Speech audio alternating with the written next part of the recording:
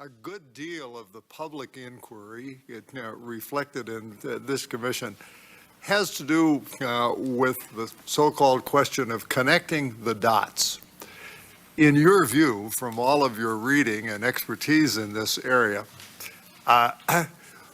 was the failure to anticipate and prevent 9/11 a failure to connect the dots that were available, or were there too few dots?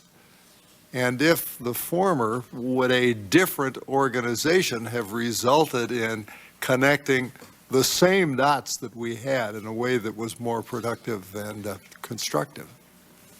Well, thank you for that question. I have here a diagram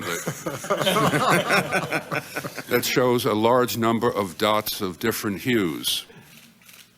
And the problem, Senator, is not that we have too few dots, but that there are too many dots and that we cannot identify which of them is significant.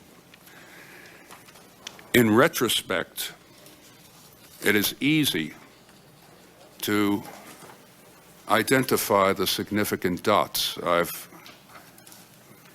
got here Mohammed Atta, one-way tickets, paid cash, 4 Arab-looking men in aisle seats.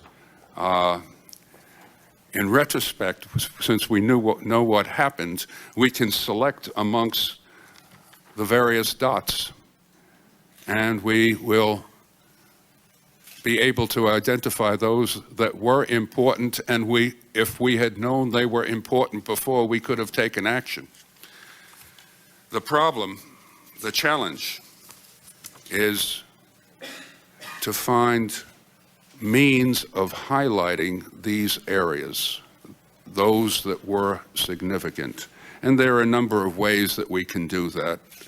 And I don't believe that the intelligence community is sufficiently focused on some of the cheaper ways in SIGINT, cellular phones, and so forth, that would be of help in this area of highlighting what is a countless set of dots.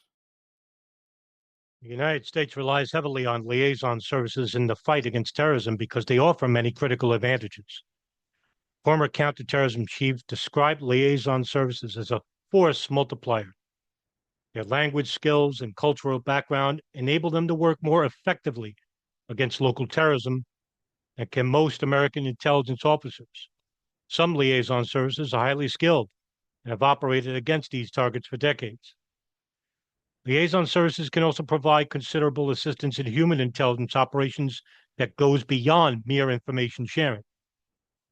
In addition, liaison services have legal jurisdiction in their own countries, which they used before September 11th to support a number of U.S. government operations against terrorist suspects and otherwise disrupt terrorist activities. Liaison services, particularly those outside the West, can operate more freely in accordance with laws and procedures, often less restrictive than those of liberal democracies. Liaison operatives are often necessary because of the paucity of unilateral intelligence community sources. According to CIA's National Intelligence Officer for the Near East and South Asia, this is especially so in remote or hostile parts of the world where U.S. access is limited.